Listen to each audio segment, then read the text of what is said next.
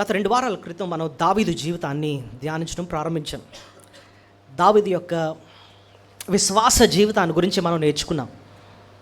దావీదు యొక్క దీనత్వాన్ని గురించి, ఏ రీతిగా తన విశ్వాసాన్ని కనుపరిచాడో అర్థం చేయించుకోవడానికి తన దీనత్వం ద్వారా విశ్వాసాన్ని కనుపరిచాడు. తన సహనం ద్వారా తన విశ్వాసాన్ని కనుపరిచాడు. అలా రకరకాలుగా తన విశ్వాసాన్ని గురించి మనం నేర్చుకున్నాం. ఇంగ్లీష్లో విశ్వాసం అన్న మాటని ఫెయిత్ అంటాం కదండి. ఏమంటాం? ఫెయిత్ అంటాం. ఓకే, సో దావీదు గురించి ధ్యానించినప్పుడు నేను 2 భాగాలుగా దాన్ని డివైడ్ చేయడానికి ఆశపడ్డాను. ఒకటి ఏంటంటే faith of David and the failures of David. Failure అంటే అర్థం ఏంటి? తన పొరపాట్లు కదండి. సో బైబిల్లో మనం జాగ్రత్తగా గమనిస్తే దేవుడు దావీదు యొక్క గొప్ప విశ్వాసాన్ని గురించి మాత్రమే రాయలేదు, ఆయన యొక్క పొరపాట్ల గురించి కూడా దేవుడు స్పష్టంగా రాశాడనమాట. మీరు అనొచ్చు, బ్రదర్ మన విశ్వాసం గురించి మనం నేర్చుకున్నామంటే అర్థం ఉందండి, దావీదు పొరపాట్ల ద్వారా మనమే నేర్చుకుంటామండి అని అనొచ్చు. దేవుడు వాటి గురించి తెలుసుకోవాలని చెప్పే బైబిల్లో రాయించాడు కదండి. దావీదు యొక్క పొరపాట్ల గురించి మనం అర్థం చేసుకునేటప్పుడు అందులో చాలా మేలు ఉంది. ఏంటండి మేళ్ళు అని అంటే, ఒకటి దేవుడు పాపాన్ని సహించని వ్యక్తి అన్న విషయం ఒకటి అర్థమవుతుంది మనకి. ఏంటండి? దేవుడు పాపాన్ని సహించని వ్యక్తి. ఏదో చూసి చూడనట్టు వదిలేసే వ్యక్తి అయితే కాదు. ఆయన చాలా సీరియస్గా తీసుకుంటాడు.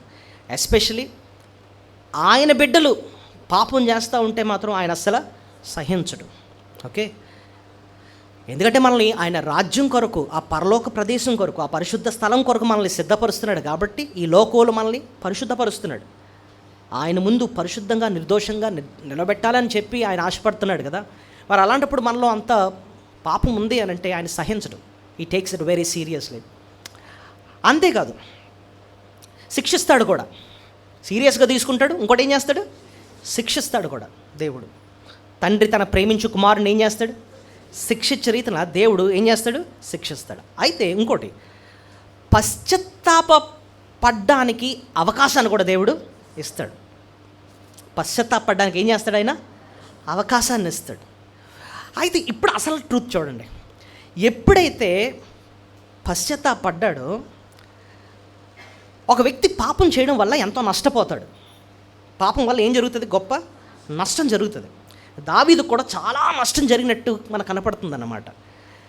అయితే ఇక్కడ సంతోషకరమైన విషయం ఏంటంటే, ఎప్పుడైతే మనం పశ్చాత్తాపడతామో నష్టాన్ని అంతటినీ మరలా ఆయన మళ్ళీ ఏం చేస్తాడు? పూడుస్తాడు అన్నమాట. నష్టాన్ని పూడ్చే దేవుడు. ఇప్పుడు మనం ఒక పాట పాడామండి. ఏం పాట? ఆనందించేదము ప్రభు యేసులని పాట పాడు. ఆ పాట నేను వింటా ఉంటే, ఓ బాబాయ్, అసలు నేను ఈవేళ చెప్పబోయే వర్తమానం దీనికి చాలా కనెక్షన్ ఉందిరా అని నాకు అర్థమైంది. ఎందుకంటే ప్రతి వచనంలో లాస్ట్లో ఒక లైన్ పాడుతున్నాం. ఏంటి? నష్టం అంతటిని మరలా ఎన్నదండి, ఎక్కడుంది? పల్లవిలో నష్టం అంతటిని మరలా మా యేసునిలో అర్జించితిమి ఎల్లప్పుడూ జీవితమంతయు హల్లెలూయా పాడదా. అంటే అర్థం ఏంటి? నష్టం అంతటిని మరలా నేను అర్జించానంటే అర్థం ఏంటి? పాపం వల్ల నేను ఎంతో నష్టపోయాను, అయితే పశ్చాత్తాపడ్డాను. దేవుడు ఎంత మంచి దేవుడు అంటే, పాపం వల్ల నేను ఎంత నష్టపోయానో అంతటి దేవుడు మళ్ళీ నాకు ఇస్తాడు. అర్థమైందా? సో ఇప్పుడు దావీదు యొక్క పొరపాట్లు మనం చదువుతున్నప్పుడు, అర్థం చేసుకున్నప్పుడు ఇవన్నీ మనకు కనపడతాయి. దావీదు జీవితంలో దావీదు పాపం చేశాడు, పాపం వల్ల ఎంతో నష్టపోయాడు. దేవుడు కూడా ఆ పాపాన్ని ఎంతో సీరియస్గా తీసుకున్నాడు, శిక్షించాడు కూడా. అయితే దావీదుకు పశ్చాత్తాపడడానికి అవకాశం దేవుడు ఇచ్చాడు. పశ్చాత్తాపడినప్పుడు ఏది నష్టపోయాడో మళ్ళీ అంతటిని మళ్ళీ తిరిగి పొందాడు అన్నమాట. చూసారా? మన జీవితంలో కూడానండి మనకు ఒకసారి అనిపిస్తూ ఉంటుంది, అరే నేను ఆ టైంలో అది చేయకుండా ఉండాల్సిందే, దానివల్ల నా సాక్ష్యం పాడు చేసుకున్నాను, దానివల్ల ఎంతో ఆర్థికంగా నష్టపోయాను, దానివల్ల ఎంతో నా కుటుంబంలో నష్టం కలిగింది అని చెప్పి ఆ నష్టాన్ని బట్టి ఎంతో బాధపడుతూ ఉంటాం ఒక్కొక్కసారి. కానీ దేవుడిచ్చే ఆదరణకరమైన విషయం ఏంటంటే దావీదు కూడా పాపం చేశాడు, ఆయన జీవితంలో కూడా ఎంతో నష్టము కలిగింది. అయితే ఆయన పశ్చాత్తాపడ్డాడు, నష్టమంతటిని కూడా దేవుడు మళ్ళీ పూడ్చాడనమాట. కీర్తన 103 అధ్యాయంలో మాట ఉంటుంది, మన సంకటములన్నిటినీ ఆయన కుదుర్చూడ. ఆ లైన్కి అర్థం అదే. పాపం వల్ల మనం మనం దేవుడు వద్దన్న పని చేసి తెచ్చుకున్న నష్టాలు ఉంటాయే, వాటన్నిటినీ దేవుడు మళ్ళీ ఏం చేస్తాడట? పూడుస్తాడు. మన సంకటములన్నిటినీ ఆయన కుదుర్చేవాడు. అదండి, అందుకోసం అండి ఈ వర్తమానం అంత ప్రాముఖ్యం. దావీదులో ఏంటి పొరపాట్లు ఉన్నాయి, ఆ పొరపాట్లో తాను ఏ రీతిగా పశ్చాత్తాపడ్డాడు, ఏ రీతిగా తన జీవితాన్ని సరి చేసుకున్నాడు, అయితే ఏ రీతిగా దేవుడు తన నష్టాన్ని అంతటి ఎలాగా పూడ్చాడు. మన జీవితంలో ఉన్న పాపాలేంటి, మన జీవితంలో ఏంటేంటి దానివల్ల నేను నష్టపోయాను, అయితే మళ్ళీ తిరిగి అంతా పొందడం సాధ్యమా అని చెప్పి నిజంగా అర్థం చేసుకుంటే వాక్యానికి స్పందిస్తాం అన్నమాట. ఏంటి పోయింది మళ్ళీ దొరికితే మీకు ఇష్టమా కదా చెప్పండి. అనుకుందాం మీ ఏదో బంగారం పోయిందండి అనుకుందాం, మీరు ఎంతో విలువైంది పోయింది, ఎప్పుడో 2-3 సంవత్సరాల తర్వాత మళ్ళీ దొరికింది అనుకోండి అదే వస్తువు, మనకు ఎలా ఉంటుంది? అయ్యో బాబాయ్ అసలు పండగ చేసుకుంటాం అనమాట. దేవుడు అంటున్నాడు, పాపం వల్ల ఎంతో ఏమయ్యావు? నష్టపోతిమి అన్నాడు కదా. ఆ పాటలో కూడా రాశాడు అన్నమాట, పాపం వల్ల ఎంతో నష్టపోతిమి అని అంటున్నాడు. నిజమే, పాపం వల్ల మనం ఎంతో నష్టపోతాం. కానీ పశ్చాత్తాపం ఎప్పుడైతే పడ్డామో దావీదు వలె మళ్ళీ తిరిగి మొత్తం అంతా మళ్ళీ తిరిగి సంపాదించుకుంటామంటండి. పోగొట్టుకున్న సంతోషం అంతా మళ్ళీ తిరిగి దేవుడు మనకి ఇస్తాడటండి. సో ఇంతకీ దావీదు జీవితంలో కలిగిన తను చేసిన పాపాలు ఏంటి? 4 పాపాలు ఏదైనా మనం చూద్దాం, సింపుల్గా మనం చూద్దాము. 4 విషయాలు. మొట్టమొదటిది, ఆయన జీవితంలో చేసిన పాపం ఏంటంటే, దేవుడు తన జీవితంలో కష్టాన్ని ఒప్పుకున్నాడు. కష్టాన్ని ఒప్పుకున్నప్పుడు దేవుడు కష్టాన్ని తీసే వరకు సహించాలి, కానీ సహించకుండా పాపం చేశాడండి. మొదట తను చేసిన పాపం ఏంటో తెలుసా? దేవుడు కష్టం ఒప్పుకున్నప్పుడు కష్టాన్ని సహించకుండా ఒక పాపము చేశాడు, దానివల్ల ఎంతో నష్టపడు. అది ఆయన చేసిన మొట్టమొదటి పాపం. దేవుడు కష్టాన్ని పెట్టినప్పుడు మనం ఏం చేయాలి? దాన్ని ఆయన మళ్ళీ ఆ కష్టం నుంచి మనల్ని బయట పెట్టే వరకు సహించాలి. దావీదు ఏ విషయంలో అలా పాపం చేశాడో చెప్పక ముందు ఒక వచనాన్ని మీకు చూపిస్తాను. 1 పేతురు 5:6 చూడండి ఒకసారి.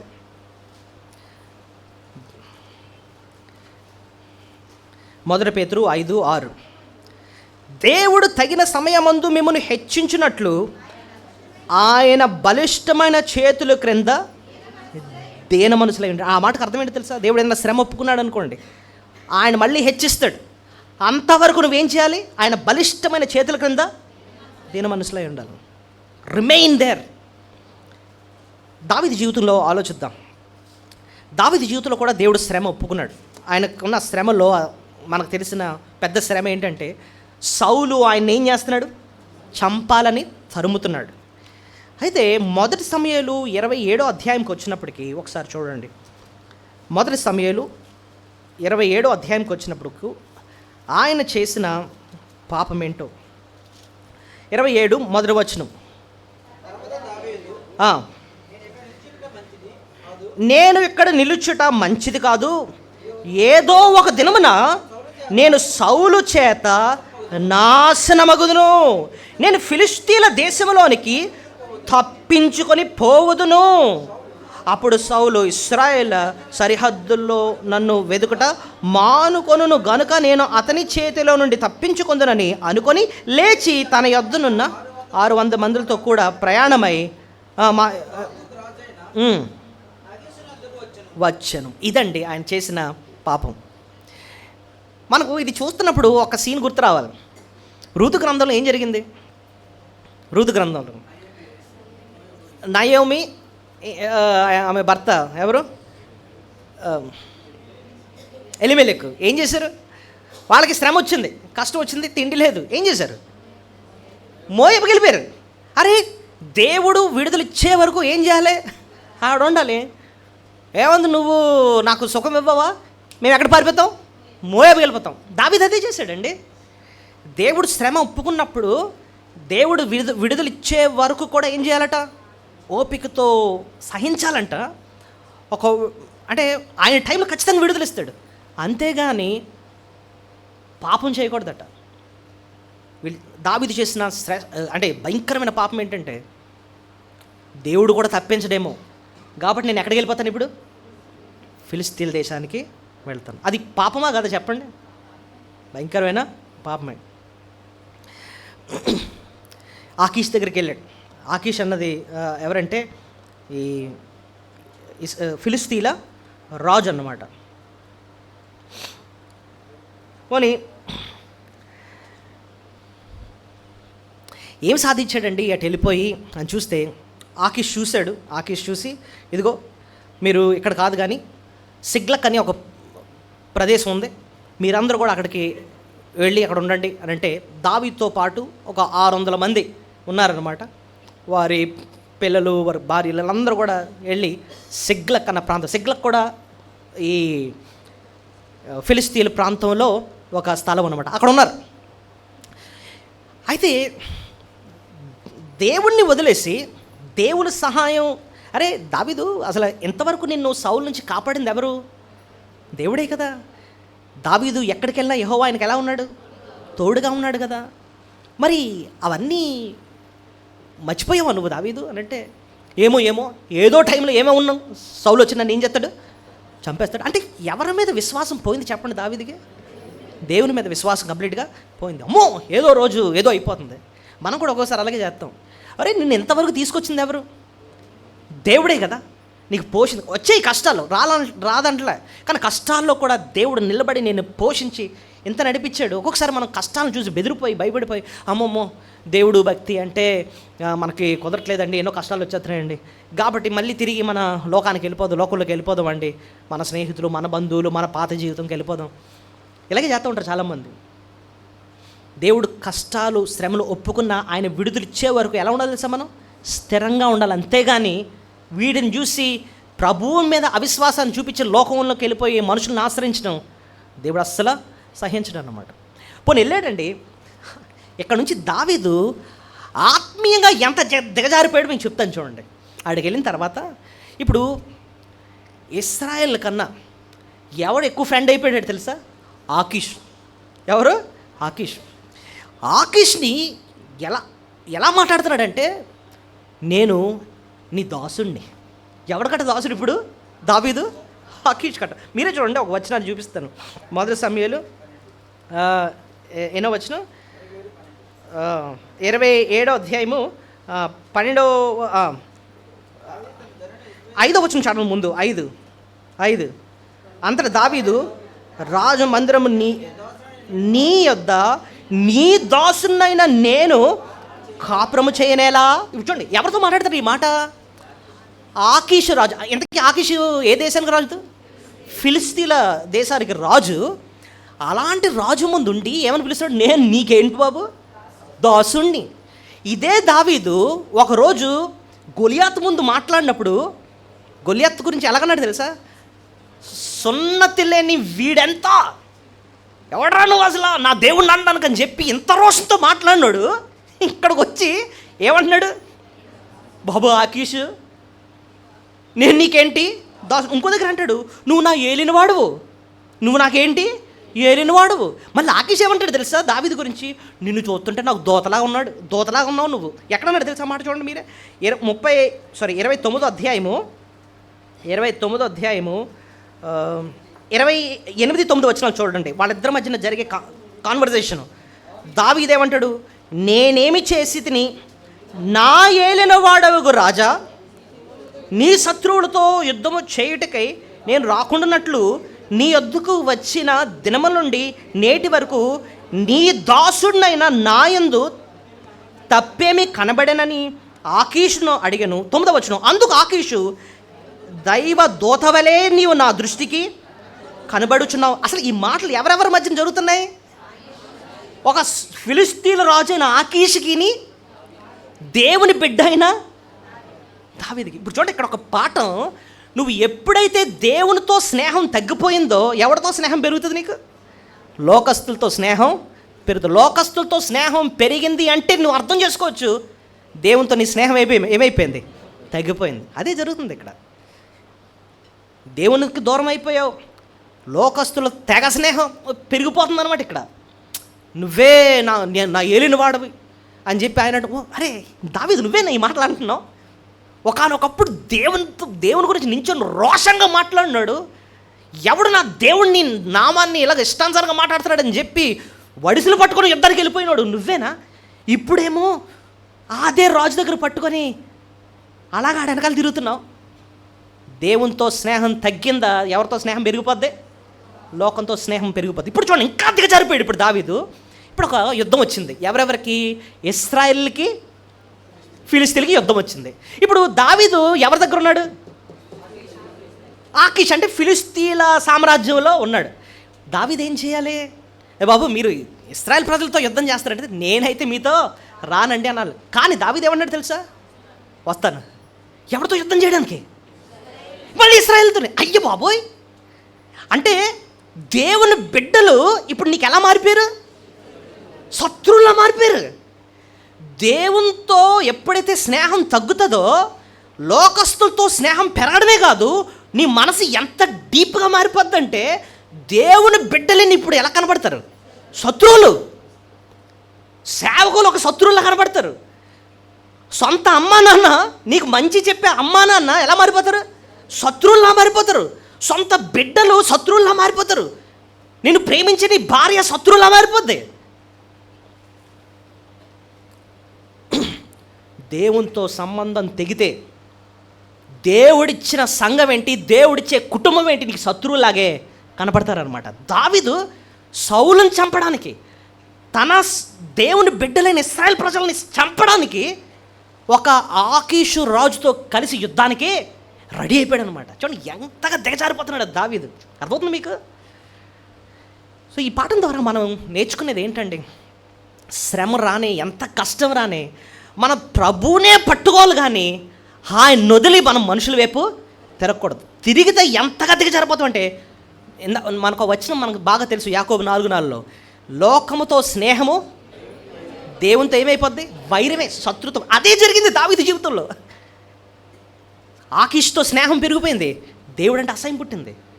ఆకీష్తో స్నేహం పెరిగిపోయింది, ఇశ్రాయేల్ ప్రజలతో ఏం చేస్తున్నాడు? యుద్ధం చేయడానికి, చంపేయడానికి రెడీ అయిపోతున్నాడు అనమాట. 600 మందితో వచ్చేస్తాం, నీతో కలిసి మేము కూడా యుద్ధంకి వస్తాం, ఇశ్రాయేల్ అందరం లేపేద్దాం అన్నట్టుగా వచ్చేసరి ఆకీష్ కూడా రెడీ అయిపోయాడు. అయితే అక్కడ జరిగింది ఏంటంటే, ఆకీష్ అంగీకరించిన ఆకీష్ కింద కొంతమంది సైన్యాధిపతులు ఉన్నారు. ఆయన చూసి ఈడెవడు మనతో రావడానికి, ఈడెవడు దావీదు, ఆకీష్ నీ ఫ్రెండ్షిప్లో మర్చిపోయావా? ఈడే ఒకనొకప్పుడు ఏం చేశాడు? గొలియాతని చంపినాడు ఈడే. ఇప్పుడు అక్కడికి వచ్చిన తర్వాత ప్లేట్ ఫిరాయించాడు అనుకో, సీన్ మారిపోయింది అనుకో, అక్కడ మధ్యలోకి వచ్చి మనమే రివర్స్ అయ్యాడు అనుకో, మనం దొరికిపోతాం. ఈడొస్తే మాత్రం మేము యుద్ధానికి రాము అని చెప్పి నిలబడేటప్పటికి అప్పుడు దావీదుకి ఫస్ట్ జల తగిలిందనమాట. చూసారా? ఇప్పుడు చూడండి దావీదు పరిస్థితి ఎలా మారుతుందో. ఇంకా ఆకీష్ అంటాడు, వద్దు, ఎంత ఫ్రెండ్ అయితే మాత్రం వీళ్ళందరూ నాకు రివర్స్ అయిపోయేటట్టున్నారు, దావీదు నువ్వంటే నాకు ప్రేమ, కానీ ఈ యుద్ధానికి మాత్రం నువ్వు రావద్దు అని చెప్పి పంపించేస్తాడు. కొంచెం సిగ్గుతోనే వెనక్కి వెళ్తాడు. ఈ లోపల చూడండి, వెళ్ళాడు కదా, ఇంతకాలం స్మూత్గా అయిపోయింది జీవితం, ఆకీష్ ఫ్రెండ్షిప్ ఇదంతా అయిపోయింది. తిరిగి సిగ్లక్కి వెళ్ళాడట. సిగ్లక్లో పరిస్థితి ఏంటో తెలుసా? ఈ లోపల అమాలేకీయులు వచ్చారు. వచ్చి దావీదు లేడు, అక్కడ పురుషులు ఎవరు లేరు, మొత్తం పిల్ల జల్ల భార్యల్ని ఆస్తులు అంతటి పట్టుకొని దోచుకొని వెళ్ళిపోయారనమాట. ఇక్కడికి వచ్చేటప్పటికి ఎవ్వరు కూడా లేరు. ఆ సీన్ చూసేటప్పటికి ఆయనతో పాటు ఉన్న 600 మంది కూడా ఏడ్డం మొదలుపెట్టారట. అయ్య బాబోయ్, ఎంత నష్టం జరిగింది ఏంటి అని చెప్పి గుండెలు బాదుకుంటూ అందరూ దావీదు వైపు చూపించి, నీ మాట విన్నాం కాబట్టే మాకెంత నష్టము జరిగింది, ముందు దావీదుని చంపండిరా అని చెప్పి సొంతోళ్ళు ఆయన పక్షాన్ని ఉన్నోళ్ళు ఏమైపోయారు? రివర్స్ అయిపోయారు, ఒంటరోడు అయిపోయాడు. ఎవరు? దావీదు. ఆ టైంలో దావీదుకి ఎవరు గుర్తొచ్చారు తెలుసా? దేవుడు గుర్తొచ్చారు. ఇప్పుడు చదవండి మీరు, 1 సమూయేలు 30వ అధ్యాయము 6వ వచనం. దావీదు మిక్కిలి దుఃఖపడెను, మరియు తమ తమ కుమార్తెను బట్టి జనులందరికీ ప్రాణము విసికినందున రాళ్ళు రువ్వి దావీదును చంపుదము రండని వారు చెప్పుకొనగా, దావీదు తన దేవుడైన యెహోవాను బట్టి ధైర్యము తెచ్చుకొనేను. అయ్యి బాబాయ్, మరి ముందు రాలేదు? ముందు ఏమో ఆకీష్ అన్నావు, కష్టం వచ్చినప్పుడు ఎవరు గుర్తొచ్చారు? అప్పుడు దేవుడు గుర్తొచ్చాడు అనమాట. తప్పిపోయిన కుమారుడు కూడా మొత్తం అంతా పోయి ఒంటరి అయిపోయిన తర్వాత ఎవరు గుర్తొచ్చారు? తండ్రి గుర్తొచ్చాడు. అలాగా ఈయన పరిస్థితి కూడా అంతేనన్నమాట. మనకు కూడా అప్పుడు గుర్తొస్తాడు దేవుడు. అది చూడండి ఇక్కడ జరిగిన సంఘటన ఏంటో. అక్కడ ఒక కరెక్ట్ ఇప్పుడు అసలు మనం చూడాల్సింది ఏంటంటే, ఎంత నష్టం జరిగింది. కరెక్టే, దేవుడిని వదిలేశాడు, ఈ అన్యరాజు దగ్గరకు వచ్చాడు, ఏమీ సాధించలేదు, ఆఖరిగా ఒంటోడైపోయాడు. ఇలాంటి పరిస్థితుల్లో కూడా తను పశ్చాత్తాపడ్డానికి దేవుడు ఒక మంచి అవకాశం ఇచ్చాడు. ఆ టైంలో దావీదు చేసిన అతి శ్రేష్టమైన మాట ఇక్కడ రాసుంటుంది చూడండి, 7వ వచనంలో. పిమ్మట దావీదు ఏఫోదు తెమ్మని యాజకుడగు అబీమెలెకు కుమారుడైన అబ్యాతారుతో చెప్పగా, వెయిట్, ఒకటి తెమ్మని చెప్పాడండి. ఏఫోదు తెండ్రా అని అన్నాడు. ఏఫోదు అంటే ఏంటి? యాజకులు వేసుకునే వస్త్రం. ఆ ఏఫోదు వేసుకున్నప్పుడు అంటే ఆ కాలంలో దేవుని చిత్తం ఏంటో తెలుస్తుంది. మన పక్షాన దేవుని ప్లాన్ ఏంటి, అసలు దేవుని చిత్తం ఏంటి తెలుస్తుంది అనమాట. ఇప్పుడు ఏఫోదు ఎప్పుడు ఇవ్వాల్సింది దావీదు? 27వ అధ్యాయంలో నేను ఫిలిస్తీన్ల దేశానికి వెళ్ళిపోదామని చెప్పి మనసు వచ్చినప్పుడే ఏం చేయాలి అప్పుడు చెప్పండి? అప్పుడే ప్రభువా నాకు ఎందుకు ఇంత కష్టాలు వస్తున్నాయి, ఈ సౌలు నుంచి ఎప్పుడు నాకు విడుదల వస్తుంది నాయన అని చెప్పి అప్పుడే దేవుని చిత్తాన్ని నా కష్టంలో తెలుసుకోవాల్సింది. అప్పుడు పరిగెట్టాడు. ఎంత నష్టం వచ్చిన తర్వాత ఇప్పుడు ఏం చేస్తున్నాడు? ఏఫోదు తీయండి, నాకు దేవుని చిత్తం, నా జీవితం పట్ల దేవుని చిత్తం ఏంటో నాకు తెలుసుకోవాలని ఉంది. ఎంతకాలం నేను ఆయన చిత్తాన్ని తెచ్చుకోకుండానే నా ఆలోచన ప్రకారంగా నన్ను నేనేదో కాపాడుకోవాలని చెప్పి పరుగులెట్టాను. దేవుని చిత్తం ఏంటి, దేవుని చిత్తం ఏంటి అని చెప్పి వచ్చాడనమాట. అప్పుడు దేవుడు అంటాడు, ఇదిగో నీకు జయం ఇస్తాను, నువ్వు పోగొట్టుకున్నంతా కూడా మళ్ళీ తిరిగిస్తాను, వెళ్ళు అని చెప్పి అంటే ఎక్కడికి వెళ్ళిపోతాడు? ఎవడొచ్చాడో, ఎవడు దోచుకుని వెళ్ళిపోయాడో అసలు ఏమీ కూడా తెలీదు. తెలిస్తేనే కదా దారి తెలుస్తుంది. ఆ పలానోడు దొంగతనం చేశాడని, ఇలాగ నాశనం చేశాడని, వెళ్ళి పోరాడన్న సంపాదించుకోవచ్చు, తెలీదు. అయితే ప్రార్థన చేశాడు కదా, దేవుని చిత్తాన్ని తెలుసుకున్నాడు కదా. దేవుడు ఆయనకి ఎంత అంటే తన జీవితాన్ని ఎంత సింప్లిఫై చేశాడంటే, వీళ్ళు ప్రయాణమే వెళ్తున్నారట. ఈ లోపల ఎవడో కింద పడిపోయాను అన్నట్టు, ర్యాండమ్ ఫెల్లో ఎవరో కింద పడిపోయి ఉన్నాడు.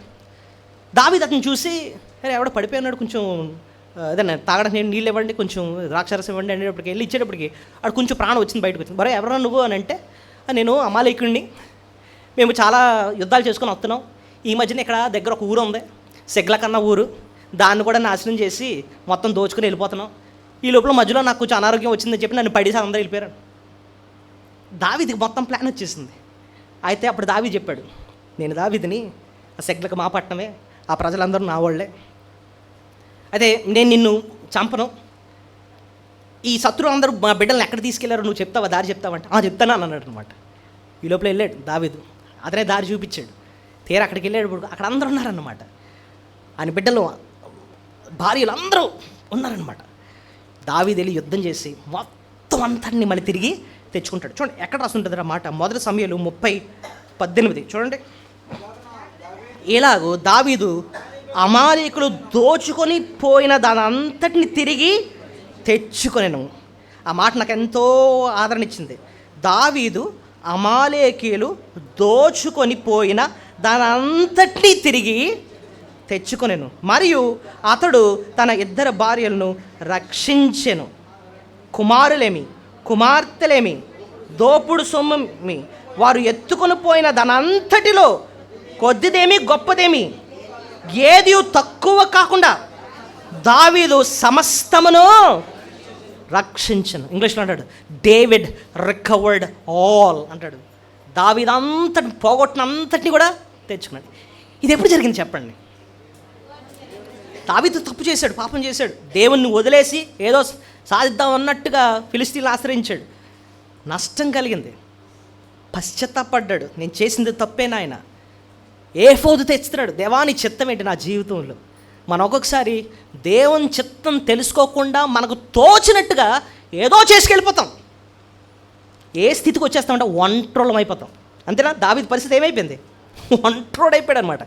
అప్పుడు అయ్యో అయ్యో నాయన, నీ చిత్తాన్ని తెలుసుకోకుండా నేను ఏదో చేసేసాను, నన్ను క్షమించు, ఇక మీదటైనా నీ చిత్తం ఏంటి నాయన, మళ్ళీ నీ దారిలోకి వస్తాను తండ్రి అని చెప్పి ఆయన అడిగితే అప్పుడు దేవుడు మళ్ళీ మన జీవితాన్ని కడతాడు. ఎంతగా కడతాడంటే, దేవుని చిత్తాన్ని తెలుసుకోకుండా నువ్వు వెళ్ళిపోయి ఏదో చేసేసి పోగొట్టుకున్న నష్టం అంతటినీ కూడా మళ్ళీ తిరిగి సంపాదించుకునేటట్టు దేవుడు చేస్తాడనమాట.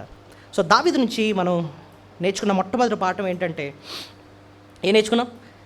దేవుడు కష్టాన్ని ఒప్పుకున్నప్పుడు విడుదలిచ్చే వరకు సహనంతో ఏం చేయాలి? కనిపెట్టాలి. అంతేగాని త్వరపడి ఎటువంటి నిర్ణయాలు తీసుకోకూడదు అనమాట. అది మొదటి పాఠం మనం నేర్చుకున్నాం.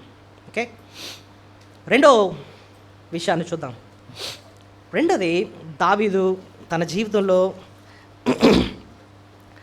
చేసిన పాపం ఏంటంటే, దేవుని పని దేవుని పద్ధతిలోనే చేయాలి, కానీ దేవుని పని దేవుని పద్ధతిలో చేయలేదన్నమాట. అది రెండో పాఠం. దేవుని పని దేవుని పద్ధతిలోనే చేయాలి, కానీ దేవుని పద్ధతిలో చేయలేదు. అది ఆయన చేసిన రెండో పొరపాటు. అది ఎక్కడ మనం చూస్తామండి అంటే, మొదటి దినవృత్తాంతాలు 13వ అధ్యాయము నుంచి 15వ అధ్యాయం వరకు ఉంటుందండి. First Chronicles 13-15. మొదటి దినవృత్తాంతాలు 13వ అధ్యాయం నుంచి మనం 15వ అధ్యాయం వరకు ఈ సందర్భం ఉంటుంది. ఈ సందర్భంలో మనం చూసేది ఏంటంటే, దావీదు ఆయన రాజు అయిన తర్వాత ఆయన ఆశ ఏంటంటే, దేవుని మందసాన్ని మళ్ళీ తిరిగి తీసుకురావాలి. సౌలు 40 సంవత్సరాలు రాజ్యం చేశాడు, కానీ ఈ 40 సంవత్సరాలు కూడా దేవుని మందసం గురించి ఆలోచించలేదు. అయితే దావీదు తన రాజు అయిన తర్వాత తన ఆశ ఏంటంటే, దేవుని మందసాన్ని మళ్ళీ తిరిగి నేను తీసుకొచ్చేయాలి అని చెప్పి అని మంచి ఆశ ఉంది. ఆశ అయితే మంచిదే. దేవుని మందసం, అసలు మందసం అంటే ఏంటి అది కూడా చెప్తాను, కొంచెం ఉపయోగపడండి. అయితే మందసం వాళ్ళ దేశంలో ఉండాలని ఆశపడి తీసుకొద్దాం అనుకున్నాడు. కానీ 13వ అధ్యాయంలో మొదటి వచనంలో ఎవరి ఐడియాస్ తీసుకున్నాడో మీరు చెప్పగలరా? దావీదు సహస్రాధిపతులతోనూ శతాధిపతులతోనూ అధిపతులందరితోనూ ఆలోచన చేసి చాలు. ఎవరితో ఆలోచన చేశాడు? సహస్రాధిపతులను, శతాధిపతులను, అధిపతులు, తన ఆఫీసర్స్ అన్నమాట. ఆయన రాజు, ఆయన కింద ఉన్న ఆఫీసర్స్తో ఆలోచన చేసుకోవడం, మందసం తెద్దాం అనుకున్నాం, ఏం ఐడియాస్ ఎలా తీసుకొద్దాం తీసుకురండి అని చెప్తే వాళ్ళ ఐడియాస్ ఇచ్చారట ఎలా తీసుకురావాలన్నది. ఇప్పుడు మందసం తీసుకురావడం అన్నది దేవుని కార్యం. దేవుని కార్యం గురించి తెలుసుకోవాలి అంటే ఎవరిని అడగాలి? దేవుణ్ణి, దేవుని సేవకుల్ని, యాజకుల్ని అడగాలి. అప్పుడు వాళ్ళు చెప్తారు, ఇదిగో కహాతీయులు వాటిని మోయాలి, లేవీలు మోయాలి అని చెప్పి, యాజకులు మోయాలని చెప్పి వాళ్ళు చెప్తారనమాట. కానీ వాళ్ళని అడగకుండా తన సొంత పద్ధతిలో తనకు నచ్చినట్టు చేసుకొని వెళ్ళిపోతున్నాడు. ఏం జరిగింది? ఎంతకీ వాళ్ళు ఇచ్చిన ఐడియా ఏంటో తెలుసా? ఓ మంచి బండి తయారు చేద్దాం, ఆ బండి మీద ఈ మందసాన్ని పెట్టి తీసుకొచ్చేద్దాం అని వాళ్ళు ఐడియా ఇచ్చారు. దావీదు ఏముంది, బండి చేయించేయండి రా, ఒక బండి తీసుకొచ్చి మందసాన్ని తీసుకొచ్చేద్దాం. అసలు ఈ ఐడియా వీళ్ళకి ఎలా వచ్చిందండి? ఎలాంటి ఐడియాయే ఎందుకు పెట్టారండి అంటే, బండి మీద తీసుకొచ్చిన పద్ధతి ఎవరి పద్ధతి అంటే తెలుసా? ఫిలిస్తీన్ల పద్ధతి. చెప్పండి, ఎక్కడ రాసిందండి అంటే మీరు చూడండి, 2 శామ్యూయల్ 2వ సమూయేలు 6వ అధ్యాయం, 2వ సమూయేలు 6వ అధ్యాయము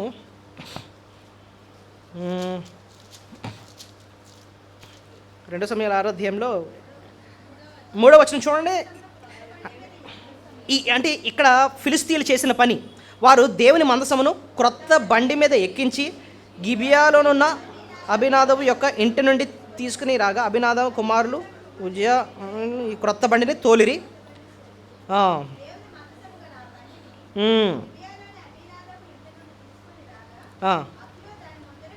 నడిచాను. సరే మీరు తర్వాత ఇది చదువుకుంటుంటే ఇది ఇక్కడ జరిగిన సంఘటన ఏంటంటే, ఫిలిస్తీన్లు యుద్ధం చేసి మందసాన్ని పట్టుకుపోతారు. అయితే వాళ్ళు ఎప్పుడైతే తీసుకెళ్లారో వాళ్ళకట గడ్డలు వచ్చాయట. ఏం గడ్డలు? సెగ్గడ్లు. ఓరు బాబు మాకొద్దురా బాబు ఈ గడ్డలు, ఈ మందసాన్ని పంపించేద్దామని చెప్పి ఏం చేద్దామని వాళ్ళ ఐడియా ఏంటంటే, కొత్త బండి ఒకటి చేయించి దాని మీద మందసాన్ని పెట్టి తీసుకుపోతున్నారు. పంపించారు. అది వెళ్ళిపోయి ఇశ్రాయేల్ బార్డర్లోకి వచ్చేసింది.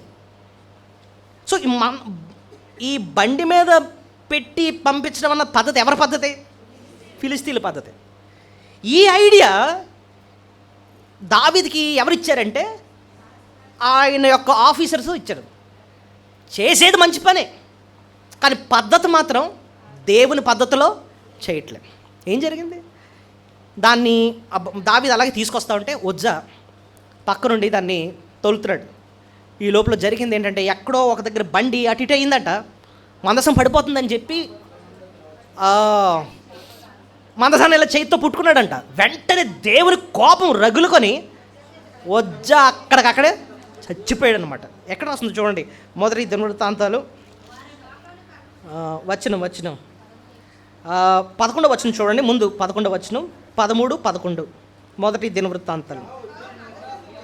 యెహోవా వినాశం చేయడం చూచి దావీదు వ్యాఖ్యులపడెను, అందుచేత ఆ స్థలం నాకు నేటి వరకు పెరెజ్ ఉజ్జా అని పేరు పెట్టాను. 12వ వచనం చూడండి. ఆ దినమున దావీదు దేవుని విషయమై భయముంది, దేవుని మందసము నా యొద్దకు నేను ఎలా తీసుకొని పోతున్నా అనుకొని మందసం చాలు దావీదుకేమో భయం కలిగిందట. ఏమని రాస్తుంది చూడండి. ఆ దినమున దావీదు దేవుని విషయమై భయం ఉంది. ఎందుకంటే ఆయనకు భయం వచ్చింది అక్కడ. ఆ ముందే ఉజ్జా చనిపోయాడు. ఈయనకేంటో భయం తెలుసా? నెక్స్ట్ నేనేనేమో, ఉజ్జా అయిపోయిన పని నెక్స్ట్ నాకు పడుతుంది. ఇంకా భయం అన్నమాట, భయం వచ్చింది. అయితే దావీదు ఆయన చేసిన గొప్ప విషయం ఏంటంటే, అప్పుడు బుద్ధి తెచ్చుకొని యాజకులను పిలుస్తాడనమాట. యాజకులను పిలిచి యాజకులను అడుగుతాడు, అయ్యా ఏం చేయాలి చెప్పండి, దేవుని మందిరాన్ని ఎలాగా మేము తీసుకురావాలి? అది ఎక్కడ రాస్తుంటుందంటే, మొదటి దినవృత్తాంతాలు 15-11 వచనం నుంచి ఉంటుంది చూడండి. అంతట దావీదు యాజకులైన సాదోకును అబ్యాతారును లేవీలైన ఉరియేలు అసయేలు వీళ్ళందరినీ, లేవీలు పితరుల సంతులకు మీరు పెద్దలై ఉన్నారు, ఇంతకుముందు మీరు ఇశ్రాయేలు దేవుడైన యెహోవా మందసమును మోయకి ఉండటి చేతను మనము మన దేవుడైన యెహోవా యొద్ద విధిని బట్టి విచారణ చేయకుండా చేతను ఆయన మనలో నాశనము కలుగు చేసెను. కావున ఇప్పుడు మీరును మీ వారును ప్రతిష్ఠించుకొని నేను ఆ మందసమును సిద్ధపరిచిన స్థలమునకు దాన్ని తేవలను. ఇప్పుడు వెయిట్ ఇప్పుడు దావీదు లైన్లోకి వచ్చాడనమాట. దేవుని పని ఎలా చేయాలి?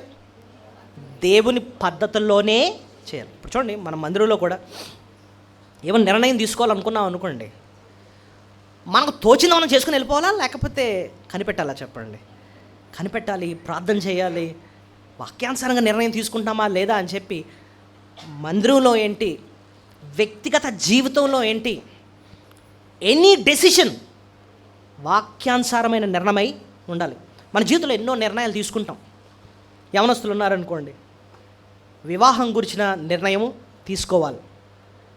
తీసుకున్నప్పుడు ఎలా పడితే అలా తీసుకోవడం కాదు, ప్రార్థనాపూర్వకంగా, ప్రభువా నీ చిత్తం ఏంటి, అసలు నన్ను సృష్టించిందే నువ్వు, ఏకాంగులను సంసారులుగా చేసేది నువ్వు, మరి నాకు ఎలా తెలుస్తుంది నాయన, నువ్వెవరు నా కోసం సిద్ధపరిచావో, ఇదిగో ఇది నీ కార్యం కాబట్టి నువ్వే జరిగించాలి, నువ్వే నడిపించు తండ్రి, మాకు తెలియదు, మాకు జ్ఞానము లేదు అని చెప్పి వాక్యానుసారంగా ప్రార్థనాపూర్వకంగా దేవుని మీద ఆధారపడాలన్నమాట. సేవకులతో మాట్లాడాలి, తల్లిదండ్రులతో మాట్లాడాలి, మా కోసం ప్రార్థన చేయండి అని అడగాలి. జీవితంలో ఏ నిర్ణయం చేసినానండి వాక్యానుసారంగానే జరగాలి. ఇంట్లో ఏదైనా ఫంక్షన్ జరుపుకుంటున్నాం, ఫంక్షన్ అన్నది లోకానుసారంగా ఉండాలా, వాక్యానుసారంగా ఉండాలా? ఒకళ్ళ ఇంట్లో పరిశుద్ధ వివాహం జరిగింది, చాలా సంతోషమే, చాలా క్రమంగా మంచి వాక్యము పాటలు చాలా క్రమంగా జరిగింది. భోజనాల టైము పాస్టర్ గారు అందరూ భోజనాలు చేసి వెళ్ళిపోయిన వెంటనే పెట్టారండి ఏవి సినిమా పాటలు. ఫుల్ అప్పటి వరకు ప్రార్థన, దేవరణి దీవెనలు, ఇవన్నీ పాటలన్నీ, గొర్రెపిల్ల, ఇవన్నీ పాటలు పాడి, దాని తర్వాత ఫుల్ ఈ మ్యూజిక్ ఒక డ్యాన్స్. అరే ఇక్కడ ఇప్పటివరకు జరిగింది పరిశుద్ధ వివాహమేనా? ఏట్రా బాబు. ఆడెవడో ఈ వీడియోలన్నీ తీసి వాట్సాప్ స్టేటస్లో పెట్టాడు, అందరికీ తెలిసిపోయింది. ఏట్రా బాబు మీకు పరుగు పోయిందన్నమాట. అంటే విషయం చెప్తున్నాను. ఇదంతా ఎవరు గమనిస్తున్నారు చెప్పండి? దేవుడు గమనిస్తున్నాడు. అరే నీ కార్యాన్ని నేను చేశాను, నువ్వు నన్ను కనపరచాలి, నా పద్ధతులు జరగాలి. ఇదేంటిది, ఈ అక్రమం ఏంటి? దేవుడు అంతా గమనిస్తాడండి. దేవుని కార్యం కమాన్ దేవుని పద్ధతిలోనే జరగాలి. ఏ విషయంలో ఒకవేళ సేవకులు హెచ్చరించారు, ఇంకోండి ఇదెందుకు పెడుతున్నారు, ఇదెందుకు చేస్తున్నారు, ఇది వాక్యానుసారం కాదు. నేను అన్నాను కదా, ఒకసారి చూపించాను, ఒకసారి చెప్పాను. ఒక ఆయన గృహప్రవేశం పిలిచి మొత్తం మామిడాకులు కట్టాడు. ఇదేంటండి అని అన్నాం. అంటే అమ్మ కొంచెం శుభం జరుగుతుందని కట్టేవనండి. ఏంటి ఇంకా మరి ప్రార్థనలో ఎందుకండి, ఇంకా ఆకులు కట్టించుకుందాం మొత్తం అందరం. మనం కూడా కట్టుకుంది ఇటోటి ఆకులు, శుభాలు అవి జరుగుతూ ఉంటాయి. ఒక ఆయన నాకు పెళ్లి కార్డు ఇచ్చాడు. పెళ్లి కార్డుకి ఇటో పసుపు ఇటో పసుపు ఏంటండి ఇది అని అన్నాను. పసుపు అండి. అంటే పసుపు రాత్రి ఏమవుతుందట, ఇంకా అలా తినేద్దాం మొత్తం, పసుపు రాసేసుకుందాం ఒళ్ళంతా, శుభాలు అవి జరుగుతుంటాయి కదా మనకి. బైబిల్ ఎక్కడ రాస్తుందండి అలాగనే. పెళ్ళిళ్ళలో మన అసలు రూపాలన్నీ బయటకు వచ్చేస్తాయండి. ఆ పద్ధతులు చూస్తున్నప్పుడు అస్సలు రంగులన్నీ బయటకు వచ్చేస్తాయి అనమాట. మనకు ప్రభు మీద విశ్వాసం ఎంత ఉందో, వాక్యాన్ని ఎంతగా విలువిస్తున్నామో తెలిసిపోద్ది అనమాట. అక్కడ తేలిపోద్ది అనమాట. అక్కడ దేవునికి ఎప్పుడైతే మనం ఘనత ఇస్తామో, దేవుని కార్యం, దేవుని పద్ధతులు ఎప్పుడైతే చేస్తామో, ఎవ్రీ స్టెప్ దేవుడు నిజంగా నిన్నేం చేస్తాడు, ఆశీర్వదిస్తాడు. దావీదు ఆ విషయమే, మందసాన్ని బండెక్కించాడంతే దేవుని కోపము రగిలిపోయింది. ఇప్పుడు చూడండి, లోకస్తులు అలా చేస్తున్నారంటే దేవుడు సీరియస్గా తీసుకోడండి, ఎందుకంటే వాళ్ళకి తెలియదు కాబట్టి. మరి నీకు తెలిసి చేస్తున్నావు. అరే నిన్ను పెట్టిందే లోకంలో వెలుగ్గా ఉప్పుగా ఉండాలని, నీ వల్ల 10 మంది మారాలని నిన్ను పెడితే, నువ్వు అలా ఉండకుండా దేవుని పద్ధతిలో ఏది చేయకుండా నువ్వు ఇష్టానుసారంగా ఉంటుంటే దేవుడు అసలు సహించడు అన్నమాట. అయితే ఒక విషయం, దావీదు ఎప్పుడైతే సరి చేసుకున్నాడో దేవుడు దావీదుని ఎంత ఆశీర్వదించాడు తెలుసా? దేవుడు మాట అంటాడు దావీదుని, సౌలుకు కృపను దూరం చేసినట్టుగా నేను నీకు ఇంకా కృపను దూరం చేయను. ఎక్కడంటే తెలుసా మాట? మీరే చూడండి, 2 సమూయేలు 7వ అధ్యాయం, 2 సమూయేలు 7వ అధ్యాయము 13-14 వచనం నుంచి.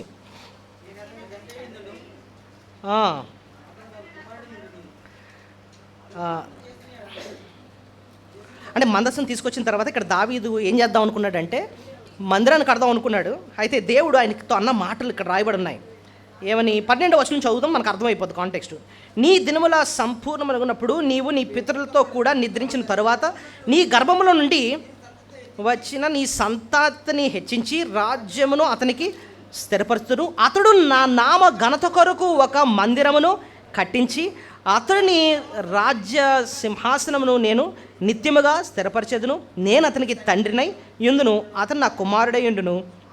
అతడు ఒకవేళ పాపము చేసిన ఎడల నరుల దండముతోనూ మనుషుల తగులు దెబ్బలతోనూ అతన్ని ఏం చేస్తా, నేను శిక్షితును. కానీ నిన్ను స్థాపించుటకై కొట్టివేసిన సౌలునకు నా కృపను దూరమైనట్లు అతనికి నా కృప దూరము చేయను అంటున్నాడు. అంటే అర్థం ఏంటంటే, సౌలును వదిలేసినట్టుగా, సౌలుకు కృపను దూరం చేసినట్టుగా నేను మాత్రం కృపను ఏం చేయను, దూరం చేయను. అవసరమైతే దెబ్బ కొడతాను, సరి చేస్తాను, అంతేగాని నేను మాత్రం విడిచిపెట్టను నీ సంతానం. అంటే ఆ నిత్య నిబంధనను దేవుడు ఇచ్చాడన్నమాట. నిజానికి సంఘంగా యేసుప్రభునందు విశ్వసించిన నీకు నాకు కూడా ప్రభు ఇచ్చిన మాట్లాడే అదే. హెబ్రీ పత్రిక 13లో అంటాడు, నిన్ను విడువను ఎడబాయను అంటాడు. లోకానికి కృపను దూరం చేసినట్టుగా నీకు కృపను ఎప్పుడు దూరం చేయను, నిన్ను విడువను ఎడబాయను. అదే హెబ్రీ పత్రిక 12వ అధ్యాయంలో అంటాడు, తండ్రి తన ప్రేమించు కుమారుని గద్దించు రీతిగా నేనేం చేస్తాను, నిన్ను గద్దిస్తాను, సరిచేస్తాను, అంతేగాని నిన్ను విడువను ఎడబాను. అదే మాటలు సంఘంగా ఆయన బిడ్డలైన మనకు కూడా అనుగ్రహించండి. యేసు ప్రభువునందు విశ్వసించుటలో మనకు దొరికిన నిత్య జీవం అదేనమాట. ఆ నిత్య జీవం అంటే నిత్యము దేవునితో కలిసి జీవించే జీవితం. ఆ కృపను ఎప్పుడు కూడా ఆయన మన దూరము చేయడం అన్నమాట. 2 శ్రేష్టమైన విషయాలు నేర్చుకున్నామండి. మొదటిది ఏమి నేర్చుకున్నాం? దావీదు జీవితంలో దేవుడు కష్టాన్ని ఒప్పుకున్నప్పుడు కష్టం నుంచి విడుదలిచ్చే వరకు కూడా ఏం చేయాలి? సహించాలి, అంతేగాని సొంత నిర్ణయాలు తీసుకొని పాపం చేసామా నష్టపోతాం. రెండో పాఠం ఏం నేర్చుకున్నాం? దేవుని పని దేవుని పద్ధతిలో మాత్రమే చేయాలి, లేకపోతే నష్టపోతాం. అయితే రెండిట్లో కూడా దావీదు పశ్చాత్తాపడ్డాడు. ఇందాకేమో పోగొట్టుకుందంతా కూడా మళ్ళీ తిరిగి సంపాదించుకున్నాడు.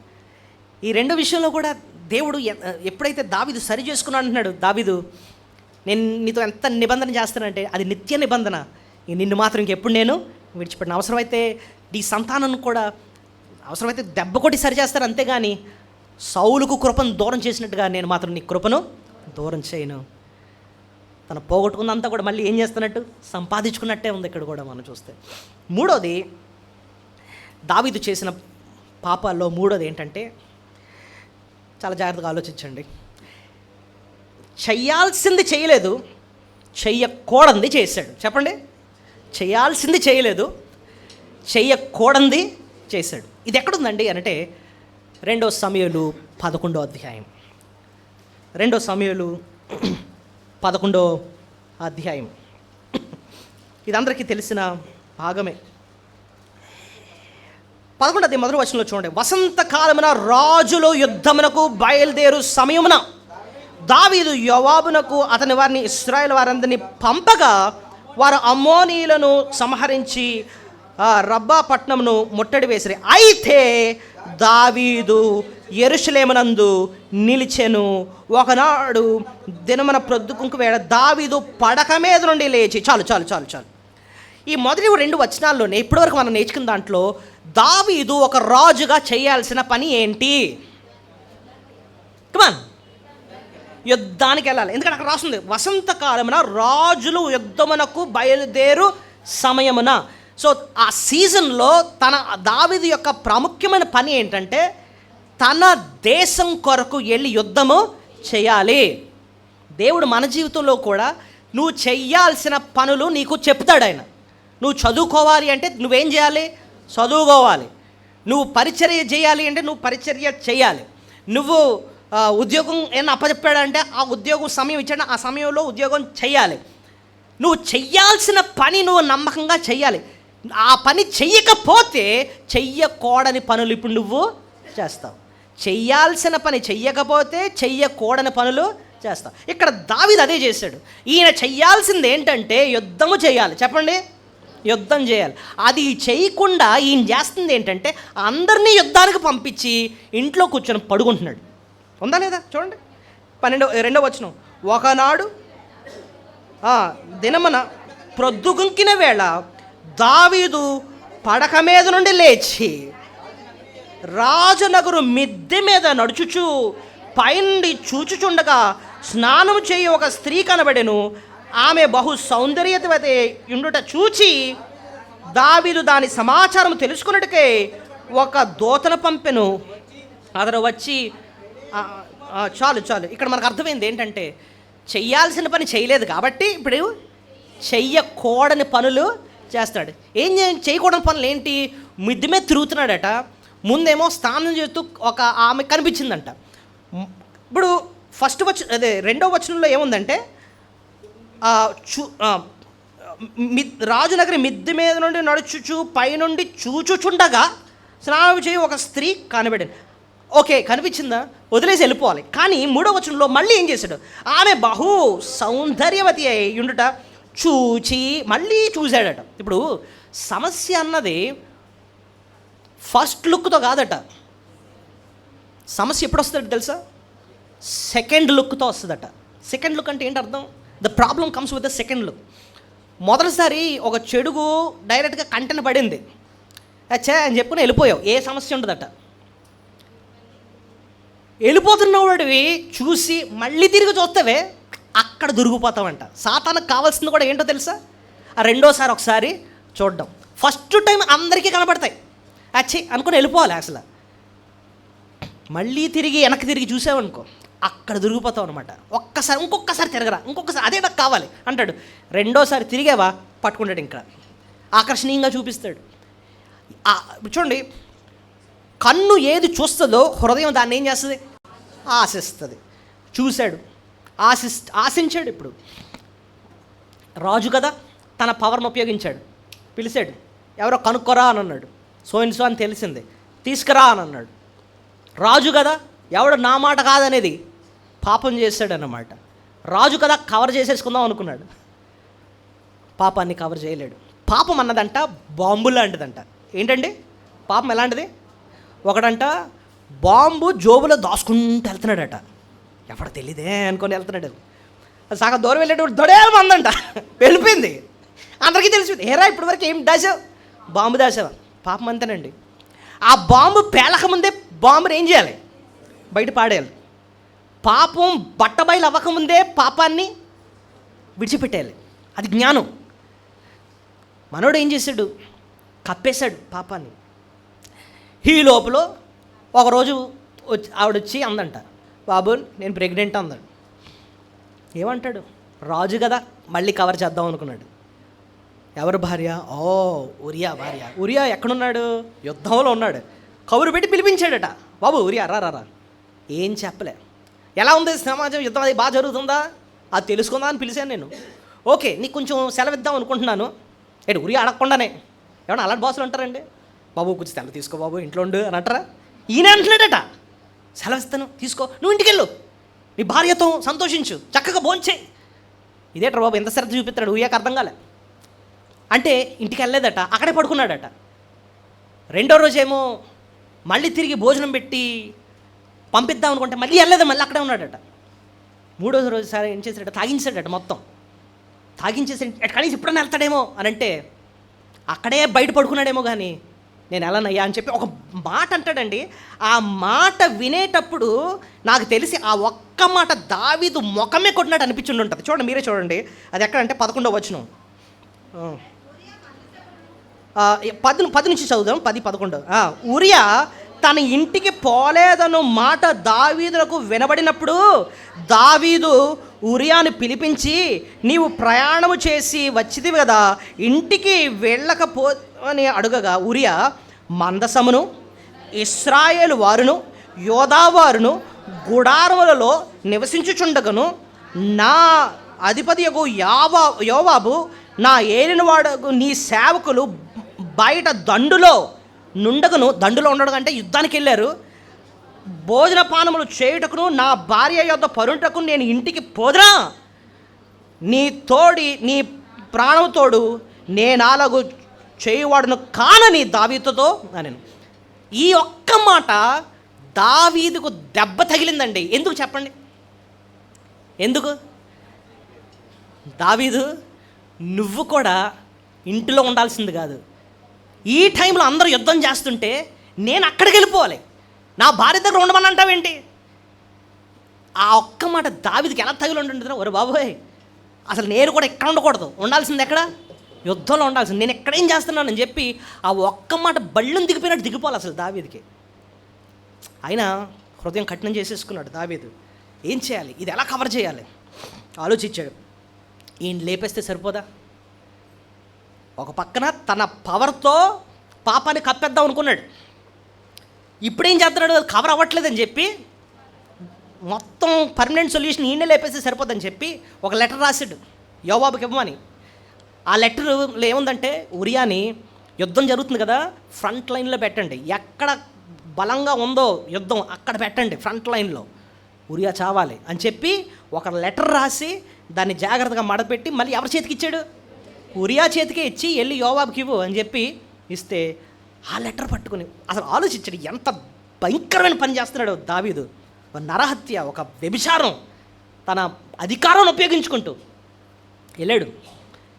ఎప్పుడైతే యోవాబు చదివాడు అనమాట, తను అనుకున్నట్టే జరిగింది. ఉరియా ఆ యుద్ధంలో చనిపోయాడు అన్నమాట. ఈ లోపల ఉరియా భార్యను తెచ్చేసుకుంటాడు. సైలెంట్గా అంతా కవరప్ చేసేసాడు. స్మూత్గా వెళ్ళిపోతుంది కదా లైఫ్, ఏ గొడవ లేదు. వన్ ఫైన్ డే ఒకళ్ళు తలుపు కొట్టారు. ఎవరు? నాతాను. తలుపు కొట్టి, దావీదు నీకు ఒక కథ చెప్పాలని అన్నాడు. ఏంటా కథ? ఒక ఇద్దరు ఉన్నారు. ఒకడు చాలా ధనవంతుడు, ఒకడు చాలా పేదోడు. ఆ ధనవంతుడికి బోల్డ్ మంది గొర్రెలు ఉన్నాయి. అయితే ఆ పేదోడు ఉన్నాడు, వాడికి ఒకటే గొర్రె ఉంది. చాలా గారాభంగా పెంచుకుంటున్నాడు, సొంత కూతురులా చూసుకుంటున్నాడు. అయితే ధనవంతుడు అన్నవాడికి ఒకరోజు ఇంటికి చాలామంది గెస్టులు వస్తే వాడు గొర్రెలన్నింటినీ పక్కన పెట్టి ఆ పేదోడి దగ్గర ఉన్న ఒక్క గొర్రెని తీసుకొచ్చేసి వంట చేసి వాళ్ళందరికీ పండగ చేశాడు. అనేటప్పుడు దావీదుకి కోపం వచ్చేస్తుంది. అలా టోడు అసలు చావాలి, అసలే నాడు అలాంటి వాడు ఉండకూడదు అసలు అని చెప్పి గట్టిగా అరుస్తూ ఉంటే ఆడెవడో కాదు నువ్వే అని అన్నాడంట. నువ్వే అన్నాడు. చూడండి ఆ మాట అన్నాడు చూడండి. 6-7 వచనాలు చూడండి. 12వ అధ్యాయము 6-7 వచనాలు. వాడు కనికరము లేక ఈ కార్యము చేసెను గనుక ఆ గొర్రె పిల్లకు ప్రతిగా 4 గొర్రె పిల్లలు ఇవ్వలని నాతానుతో అనెను. నాతాను దావీదును చూచి ఆ మనుష్యుడు నీవే. ఆ మాట చూడండి, ఏమన్నాడు? ఆ మనుషుడు ఎవరో కాదు, నీవే. నువ్వేదో పాపాన్ని కప్పేద్దాం అనుకున్నావు కదా, ఇంతకాలం కఠినం చేసుకున్నావు కదా హృదయాన్ని. దేవుడు చూశాడు ఆ పాపాన్ని. ఎక్కడ పరిగెడతావు నువ్వు చేసిన పాపాన్ని దాచుకుంటూ అని చెప్పేటప్పటికి అసలు దావీదుకి ఈ టైంలో గర్వం ఉంటే ఏం చేద్దాం తెలుసా? హేరోదు రాజు ఏం చేశాడు? హేరోదు రాజు బాప్తిస్మ ఇచ్చే యోహాన్ని చంపేశాడు. ఎందుకు? తన పాపాన్ని చూపించాడు. హేరోదు, నువ్వు నీ తమ్ముడు భార్యతో ఉంటున్నావురా అని చూపించేటప్పటికి తల తీయించేశాడు. దావీదు కూడా అది చేయొచ్చు. అవడా నువ్వు నాతను నాకు ఇష్టానుసారం మాట్లాడుతున్నావు, లేపేండి రేండి అని అనొచ్చు. కాళ్ళు మీద పడిపోయాడట, పశ్చాత్తాపడ్డాడు, గుండెలు బాదుకున్నాడట తను చేసిన పాపాన్ని బట్టి. దేవా, నువ్వు న్యాయంగా నన్ను శిక్షించినా అది న్యాయమే నాయన అని చెప్పి కీర్తన 51 రాస్తాడు. పశ్చాత్తాపంతో రాస్తాడు. చూడండి, కీర్తన 51 మొదటి 4 వచనాలు చదువుదాము. చూడండి ఎంత పశ్చాత్తాప హృదయంతో రాస్తున్నాడో ఈ మాటలు. కీర్తన 51.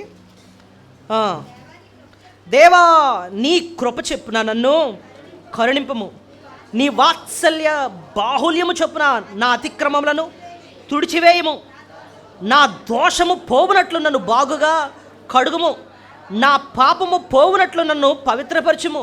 నా అతిక్రమములు నాకు తెలిసే ఉన్నవి, నా పాపమెల్లడును నా ఎదుటనున్నది. నీకు కేవలము నీకు విరోధముగా నేను పాపము చేసి ఉన్నాను, నీ దృష్టి ఎదుట నేను చెడుతనము చేసి ఉన్నాను. కావున ఆజ్ఞ ఇచ్చినప్పుడు నీవు నీతిమంతుడిగా అగపడదువు, తీర్పు తీర్చినప్పుడు నిర్మలుడుగా అగపడదువు. అంటే అర్థమేంటో తెలుసా? నువ్వు నన్ను శిక్షించినా సరే నువ్వు నీతిమంతుడివే. అంటే నేను న్యాయమే, నువ్వెంత శిక్షించినా అది న్యాయమే. అంత భయంకరమైన పాపము చేశాను నాయన, నీ దెబ్బ నా మీద పడాలంత అని చెప్పి నిజంగా తన పశ్చాత్తాపాన్ని వ్యక్తపరుస్తూ దేవుని దగ్గర ఒప్పుకుంటున్నాడు తన పాపాన్ని. అయితే దేవుడు దావీదుని శిక్షించాడు ఒక రకంగా. ఎలా అంటే ఆ పాపం ద్వారా పుట్టిన ఆ బిడ్డను దేవుడు తీసేసుకుంటాడు, చనిపోతాడు ఆ బిడ్డ. అయితే దావీదు నిజంగా పశ్చాత్తాపడతాడు, తను చేసిన పాపాన్ని బట్టి పశ్చాత్తాపడతాడు. పశ్చాత్తాపంలో ఉన్న పవర్ ఏంటో చూడండి. దేవుడు ఎంత కనికరం దావీదు పట్ల చూపించాడంటే, ఉరియా భార్య అయిన ఆ బత్షెబకు పుట్టిన బిడ్డ దేవుడు ఎంత ఆశీర్వదించాడు చెప్పండి. దావీదు తర్వాత రాజుగా చేశాడు, ఆ సీట్ని దేవుడు ఇచ్చాడు. సో దేవుడు మనకు పశ్చాత్తాపడడానికి అవకాశం ఇస్తాడు, దెబ్బ కొడతాడు. అది నిజం. ఆ పశ్చాత్తాపడి మన జీవితాన్ని, మన పాపాన్ని ప్రభు దగ్గర ఒప్పుకున్నప్పుడు దేవుడు ఎంత కృప చూపిస్తాడంటేనండి, దావీదుకు అలాగే కృప చూపించాడు. తనకు సొలొమోనుకి ఎంత జ్ఞానవంతుడిగా చేశాడు, ఎంత అధికారాన్ని ఇచ్చాడు. సొలొమోను పరిపాలిస్తున్నప్పుడట దేశమంతా కూడా ఎలా ఉందంటే తెలుసా? నెమ్మదిగా నిశ్చింతగా ఉందంటండి. అంతగా దేవుడు ఆశీర్వదించాడు. ఆ సొలొమోనుకే మళ్ళీ మందిరం కట్టడానికి కూడా అవకాశము ఇచ్చాడు దేవుడు. సో మూడోది మనం నేర్చుకోవాల్సిన ఒక బలమైన పాఠం ఏంటంటేనండి, ఈ సందర్భంలో చెయ్యాల్సింది చేయకపోతే చెయ్యకూడదే చేస్తాం. దావీదు జీవితంలో అదే మనం చూసాం. నీకు దేవుడికి ఏది అప్పచెప్పాడు? పరిపాలించడం అప్పచెప్పాడు. కొంతమందికి దేవుడు సింపుల్గా ఆలోచిద్దాం, ఒక మంచి కాలేజ్లో చదువుకోవడానికి అవకాశం ఇచ్చాడు అనుకుందాం. కృతజ్ఞతతో వెళ్ళి ఏం చేయాలి? చక్కగా చదువుకోవాలి. కానీ అక్కడికి వెళ్ళి మళ్ళీ ఒక లవ్ అఫేర్ మెయింటైన్ చేస్తారు. అరే, నేను అక్కడ కాలేజ్లో దేవుడు పెట్టింది లవ్ అఫేర్లు మెయింటైన్ చేయడానికి. తప్ప కదా చెప్పండి? నువ్వు చేయాల్సిందేంటి? అక్కడ చదువుకోవాలి. అది చేయకపోతే చేయకూడదే చేస్తావు. నీకు ఒక మంచి ఉద్యోగం ఇచ్చాడు దేవుడు. నీకు దేవా నాకు ఉద్యోగం లేదు నాయన, లేదు నాయన, లేదు నాయన అని అడుగుతూ ఉంటే దేవుడు నిన్ను ప్రేమించి నీ కృప చూపించి నీ జీవితాన్ని కొనసాగించుకోవడానికి ఒక మంచి ఉద్యోగం ఇచ్చాడు. నువ్వు చేయాల్సిన బాధ్యత ఏంటి? క్రమంగా వెళ్ళి చక్కగా ఉద్యోగము చేసుకోవాలి. అది చేసుకోకుండా అక్కడికి వెళ్ళి అఫేర్ మెయింటైన్ చేస్తున్నాడట, అంటే అక్రమ సంబంధాలు పెట్టుకుంటున్నాడంట. అంతేకాదు, అక్కడ గొడవలు అవుతూ ఉంటే ఆ గొడవల్లో ఈడు కూడా దూరుతున్నాడట. అరే, నీకు గొడవలు దూరడానికి అక్రమ సంబంధాలు పెట్టుకోవడానికి కాదు కదా నువ్వు ఉద్యోగం ఇచ్చింది దేవుడు. నువ్వు బతకడానికి కదా. వెళ్ళి ఏం చేయాలి? నువ్వు చెయ్యాల్సింది నువ్వు చెయ్యి. ఆ ప్రాంతంలో మంచి సాక్షిగా నువ్వు ఉండాలి. అందుకోసం దేవుడు నిన్ను అంత మంచి పొజిషన్లో పెడితే నువ్వు చెయ్యాల్సింది చేయకుండా అక్కడ ఉప్పుగా వెలుగ్గా నువ్వు ఉండకుండా నీ సాక్ష్యాన్ని పాడు చేసుకుంటూ ఉంటే దేవుడు శిక్షిస్తాడు. దేవుడు శిక్షిస్తాడు. దావీదుని శిక్షించాడు దేవుడు. అది ఇప్పటికన్నా మనం పశ్చాత్తాపడితేనండి, నేను అన్నాను కదా, ఫస్ట్లోనే అన్నాను, దావీదు పోగొట్టుకుందంతా మళ్ళీ తిరిగి సంపాదించుకున్నాడు. ఆ విలువైన సత్యం ప్రభు దగ్గరే మనకు దొరుకుతుంది. దేవునికి కావాల్సింది నిజంగా పశ్చాత్తాపడడం. దేవుడు ఎంతగా ఆశీర్వదించాడంటే, నిజంగానే నష్టపోయాడు, దేవుడు శిక్షించాడు, కానీ ఎంత కృప చూపించాడంటే పశ్చాత్తాపడినందుకు ఆ బచ్చబాకి దావీదుకు పుట్టిన బిడ్డనే దేవుడు మళ్ళీ గొప్ప రాజుగా చేశాడు. పోగొట్టుకుని మళ్ళీ సంపాదించుకోండి. ఆఖరి ఇంకొక పాపాన్ని క్లుప్తంగా నేను చెప్పి ముగిస్తాను. 3 విషయాలు నేర్చుకున్నాం కదండి. ఏంటి చెప్పగలరు ఒకసారి? దేవుడు శ్రమ ఒప్పుకున్నప్పుడు సహించాలి. దేవుడు మళ్ళీ ఆ శ్రమ నుంచి విడుదల ఇచ్చే వరకు దాన్ని ఏం చేయాలి? ఓర్పికతో సహించాలి. కంగారు పడి సొంత నిర్ణయాలు తీసుకుంటే మాత్రం చాలా నష్టపోతాం. రెండోది, దేవుని పని దేవుని పద్ధతిలోనే చేయాలి. అది రెండో మాట మనం నేర్చుకున్నాం. మూడోది, చెయ్యాల్సింది చేయకపోతే చెయ్యకూడనిది చేస్తాం. అలాగే దావీదు చేసి నష్టపోయాడు. నువ్వు వేసుకోవాల్సిన ప్రశ్న ఏంటంటే, దేవుడు నన్ను ఎందుకు రక్షించుకున్నాడు? నా జీవితం పట్ల దేవుని ఉద్దేశము ఏంటి అర్థం చేసుకొని దేవుడిచ్చిన ఆ జీవితాన్ని క్రమంగా మనం ఆయనకు లోబడి జీవించాలి. అది పక్కన పెడితే చేయకూడని ఎన్నో చేస్తూ ఉంటాం. ఓకే, దేవుడు మంచి కుటుంబాన్ని ఇచ్చాడు, దాన్ని పోషించుకుంటూ చక్కగా ముందుకు నడిపించాలి, భక్తిలో నడిపించాలి. దేవుడు ఒక పరిచర్ను అప్పచెప్పాడు, నమ్మకంగా అది చేసుకుంటూ ముందుకు వెళ్ళాలి. దేవుడు ఒక ఉద్యోగాన్ని ఇచ్చాడు, నమ్మకంగా చేసుకో. దేవుడు ఒక కుటుంబాన్ని ఇచ్చాడు, దేవుడు ఒక చదువు ఇచ్చాడు, నమ్మకంగా చదువుకో. ఇది నా లైఫ్, ఇది నా గోలు, దేవుడు నన్ను బతకడానికి ఇది ఆయన ఉద్దేశం, నన్ను ఆయుస్తూ ఉంచింది ఇది ఆయన ఉద్దేశం. అర్థమైంది నీకు? నమ్మకంగా ప్రాణం ఉన్నంతకాలం నమ్మకంగా చేసుకో. అది కాకపోతే చేయకూడదు చేస్తాం మనం. ఆఖరిగా దావీదు చేసిన పాపం ఏంటంటేనండి, తన సొంత శక్తిని బట్టి అతిశయించాడు. ఆఖరిది ఏంటండి?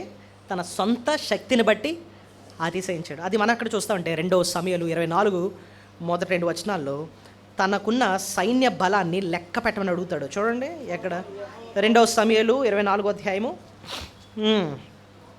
ఇంకోవారు యెహోవా కోపము ఇశ్రాయేలు మీద రగులు కొనగా ఆయన దావీదు వారి మీద ప్రేరణ చేసి, నీవు పోయి ఇశ్రాయేలు వారిని యోధా వారిని లెక్కించమని అతనికి ఆజ్ఞ ఇచ్చాను. అందుకు రాజు తన యొద్దనున్న సైన్యాధిపతిని యోవాబును పిలిచి, జనసంఖ్య ఎంత అన్నది నాకు తెలియగలందరికై దాను మొదలుకొని బేర్షెబా వరకు ఇశ్రాయేలు గోత్రములో నీవు సంచారం చేసి వారిని లెక్కించమని ఆజ్ఞ ఇయ్యగా, యోవాబు జనుల సంఖ్య ఎంతన్నదో నా ఏలినవాడు రాజువగు నీకు భద్రత ఉండగానే దేవుడని యెహోవా దాన్ని 100 ఎక్కువ చేయునుగాక. నా ఏలిన రాజునగు నీకు ఈ కోరిక ఎలా పుట్టేనా నేను. చూడండి, ఇక్కడ జరిగిన సంభాషణ ఏంటంటే, దావీదు ఇంతవరకు ఎన్నో రాజ్యాలు జయించుకుంటూ వచ్చాడు. అయితే ఈ టైంలో ఆయనకు వచ్చిన గర్వం ఏంటంటే, ఇక మీదట నేను రాజ్యాలు జయించాలి అంటే నా బలం ఏంటో నేను ఒకసారి చూసుకోవాలి. ఇప్పుడు చూడండి, దావీదుకి ఇంతవరకు తనకు విజయాలు ఇచ్చింది ఎవరు? దేవుడే కదా. తన యుద్ధం ఎవరితో? తన యుద్ధాల్లో ఫస్ట్ యుద్ధం గొలియాతుతో. ఆ టైంలో ఆయన అన్న మాట ఏంటి? యుద్ధము యెహోవాదే. సో చచ్చే వరకు కూడా నీకు అదే ఉండాలి, యుద్ధం యెహోవాదే అనే ఉండాలి, అంతేనా? ఆ టైంలో ఆయన నిజానికి తనకున్న ఆయుధాలను బట్టి అతిశయించలేదు. తన దగ్గర ఉన్న ఆయుధాలు ఏంటి? ఒక వడిసెల, ఒక కర్ర, 4 రాళ్ళు, ఇవే ఉన్నాయి. అతిశయించడం కూడా ఏవి లేవు ఆయన దగ్గర. నా ఆయుధం ఏంటి? నా ప్రభువే, ఆయనే నా యుద్ధం చేసేవాడు, యుద్ధం యెహోవాదే. గొలియాత్ ఏమో ఆడుకున్న ఈటిని బట్టి, ఆడుకున్న కవచాన్ని బట్టి అతిశయిస్తున్నాడు. సౌలేమో నా కవచం తీసుకో అంటే అవి కూడా నాకు వద్దు, నా యుద్ధం చేసేది ఆయనే, యుద్ధం యెహోవాదే అన్న. బాగానే ఉంది అంతా. కానీ ఇప్పుడు రాజు అయిన తర్వాత ఒకనొక స్టేజ్కి వచ్చినప్పటికీ ఇప్పుడు ఏం చూసుకుంటున్నాడు? వెనక్కి చూశాడు, నా సైన్య బలం ఎంతో ఒకసారి లెక్కెట్టరండి. ఎందుకంటే మన స్ట్రెంత్ ఏంటో మనం ఒకసారి చూసుకోవాలి. అరే నీ స్ట్రెంత్ దేవుడు కదా, అది మర్చిపోయాడు. అయితే దేవుడు తనకి ఇక్కడ గుణపాఠాన్ని నేర్పిస్తున్నాడు అన్నమాట. దేవుడు ఆయన ఒక ప్రవక్తను పంపించి, దేవునికి చాలా కోపం వచ్చింది. గాదు అన్న ఆయన పంపించి అంటాడు, దావీదు దేవునికి నీ మీద చాలా కోపం వచ్చింది, 3 శిక్షలు పెట్టాడు నీకు, 3 శిక్షల్లో ఏ శిక్ష కావాలో కోరుకో అంటాడు. ఎందుకు ఏంటి ఆ 3 శిక్షలు? చూడండి 15వ వచనం. అందుకు యెహోవా ఇశ్రాయేలు మీదకి తెగులు రప్పించగా, వెయిట్ ఎక్కడ ఉంటుందంటే 13వ వచనం, 13. కావున గాదు దావీదు నద్దకు వచ్చి ఇట్లని సంగతి తెలియజెప్పాను, నీవు నీ దేశమందు 7 సంవత్సరములు క్షేమము కలుగుటకు ఒప్పుకొందువా? 7 సంవత్సరాలు క్షేమం అంటే 7 సంవత్సరాలు కరువు. ఇంకా 2, నిన్ను తరుముచున్న నీ శత్రువుల ఎదుట నిలవలేక నీవు 3 నెలలు పారిపోవటకు ఒప్పుకుందవా? 3 నెలలు శత్రువులు నేను తరుముతారు. 3 నీ దేశమందు 3 దినములు తెగులు రేగుటకు ఒప్పుకుందావు. ఏంటంటే 3 శిక్షలు, 7 సంవత్సరాలేమో కరువు, 2 3 నెలలేమో శత్రువు దగ్గర నుంచి పారిపోవడం, 3 రోజులేమో తెగులు. అయితే దావీదు 14 వచ్చిన ఒక మాట అంటాడు చూడండి. అందుకు దావీదు, నాకేమి తోచుచున్నది, గొప్ప చిక్కులో ఉన్నాను, యెహోవా బహు వాత్సల్యత గలవాడు కనుక మనుషుని చేతిలో పడకుండా యెహోవా చేతిలో పడుదుము గాక అని గాదుదని ఒకటే అన్నాడు. మనుషుల చేతిలో పడ్డ కంటే దేవుని చేతిలో పడుట ఎంతో మంచిది. అంటే అర్థం ఏంటో తెలుసా? దావీదుకి తను చేసిన తప్పని తనకు తెలుసు, దేవుడు శిక్షించడం న్యాయమే అని తెలుసు. కానీ ఒక దేవుని గురించి ఒక మాట అన్నాడు అక్కడ. ఏంటన్నాడంటే, దేవుడు బహు వాత్సల్యత గలవాడు. అంటే అర్థం ఏంటో తెలుసా? వాత్సల్యత అంటే ఒకవేళ శిక్షించిన ఆయనే మళ్ళీ నన్ను ఏం చేస్తాడు? చేర్చుకుంటాడు, మళ్ళీ అవకాశం ఇస్తాడు, ఆయన వాత్సల్యత గలవాడు అని చెప్పి ఒక మంచి మాట అంటాడు అన్నమాట. నిజమేనండి. అక్కడ కూడా దావీదు యొక్క పశ్చాత్తాప హృదయం ఏంటో మనకి అర్థమవుతుంది. దేవా, నువ్వు శిక్షించడం న్యాయమే, నీ చేతిలో మనుషులతో శిక్ష పొందడం కన్నా నీ చేతిలో పడితే మంచిది అని చెప్పి శిక్షణ కూడా సంతోషంగా అంగీకరిస్తున్నాడు అన్నమాట. అయితే దేవుడు ఆ 3 రోజుల తెగులు ఒప్పుకుంటాడు. ఫస్ట్ రోజు తెగులు వచ్చినప్పటికే ఎంతమంది రాలిపోయారట తెలుసా? 70,000 మంది రాలిపోయారు. అంతేనండి. దావీదు పరుగున దేవుని పాదాల దగ్గర పడిపోయి 16వ వచనంలో ఎలా అంటున్నాడు చూడండి. అయితే దూత యెరూషలేము పైన హస్తము చాపి నాశనము చేయబోయినప్పుడు యెహోవా ఆ కీడు నుంచి సంతాపం ఉంది, అంతే చాలును, నీ చేయి తీయమని జనులను నాశనం చేయు దూతకు ఆజ్ఞ ఇచ్చాను. యెహోవా దూత యెబూసీయుడైన అర్నోనా యొక్క కళ్ళెము దగ్గర ఉండగా దావీదు జనులను నాశనము చేసిన దూతను కనుగొని యెహోవాకు ఇలాగో ప్రార్థన చేశాను, చిత్తగించుము, పాపము చేసిన వాడును నేనే, దుర్మార్గముగా ప్రవర్తించేవాడును నేనే, గొర్రెల వంటి వీరేమి చేసిరి, నన్నును నా తండ్రి ఇంటి వారిని శిక్షించుము. సో అని చెప్పి దావీదు అంటాడు, నాకు న్యాయంగా నాకు పడాలి శిక్ష, జనులను వదిలేయండి అన్నట్టుగా ప్రార్థన చేస్తూ ఉంటాడు అనమాట. అయితే దావీదు ఇక్కడ ఒక పని చేశాడంటే ఒక బలిపీఠం కట్టిస్తాడండి. చూడండి 25వ వచనం చూడండి. అక్కడ దావీదు యెహోవా నామమున ఒక బలిపీఠము కట్టించి దహన బలును నైవేద్య బలులను అర్పించను. యెహోవా దేశము కొరకు చేయబడిన విజ్ఞాపనలను ఆలకింపగా ఆ తెగులు ఆగి ఇశ్రాయేలును విడిచిపోయాను. చూడండి, దావీదు తప్పు చేశాడు. అయితే ఆయనలో ఉన్న ఒక మంచి లక్షణం ఏంటంటే పశ్చాత్తాపడి దేవుని దగ్గర ఒక బలిపీఠము కడతారు. బలిపీఠం అన్నది ఒక ప్రార్థనకు, పశ్చాత్తాపానికి సాదృశ్యం అనమాట. ప్రభువా నన్ను క్షమించు అని అడుగుతున్నాడు అనమాట. దేవుడు ఎంత గొప్ప దేవుడు అంటేనండి, ఇప్పుడు అసలు విషయం చెప్తాను చూడండి. దావీదు ఎక్కడ బలిపీఠం కట్టాడంటే అర్నోనా అన్న కళ్ళం దగ్గర, అర్నోనా అన్న కళ్ళం అని ఆ ప్లేస్లో బలిపీఠం కట్టాడట. కొన్ని సంవత్సరాల తర్వాత అదే ప్లేస్లో తన కుమారుడైన సొలొమోను దేవుని మందిరాన్ని కడతాడు. ఎక్కడ రాసింది తెలుసా? మీరే చూడండి, 2 దినవృత్తాంతాలు 3:1. 2 దినవృత్తాంతాలు 2 Chronicles 3:1.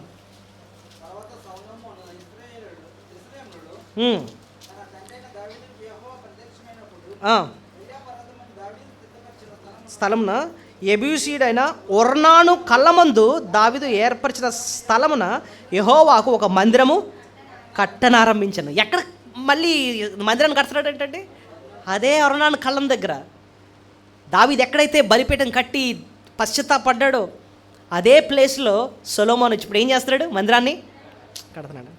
సో ఇక్కడ చూడండి, పశ్చాత్తాపం లేదా దేవుని దగ్గర క్షమించమని అడగటం, తన జీవితాన్ని సరిచేసుకోవడం, తప్పు చేశాడు కరెక్టే, వెంటనే దేవుని దగ్గర ఒప్పుకోవడం, సరి చేసుకోవడం, అది ఎప్పుడైతే ఉందో దావీదు ఏది పోగొట్టుకున్నాడో అక్కడే దేవుడు మళ్ళీ ఆయన ఏం చేస్తున్నాడు? ఆశీర్వదిస్తున్నాడు. తన పోగొట్టుకున్నదంతా కూడా సంపాదించుకునేటట్టు చేస్తున్నాడు. అదే స్థలంలోనంట దేవుడు తన కుమారుడైన సొలొమోను పెద్ద దేవాలయం ఆయన కొరకు, దేవుని కొరకు కట్టేటట్టు ఆయన కృపను చూపించాడు. సో 4 పాపాలు మనం చూసాం. నిజానికి ఈ పాపాల గురించి మనం స్టడీ చేస్తున్నప్పుడు మనకు అర్థమవుతుంది ఏంటంటే ఈ లక్షణాలన్నీ కూడా నాలోనే కనపడుతున్నాయండి.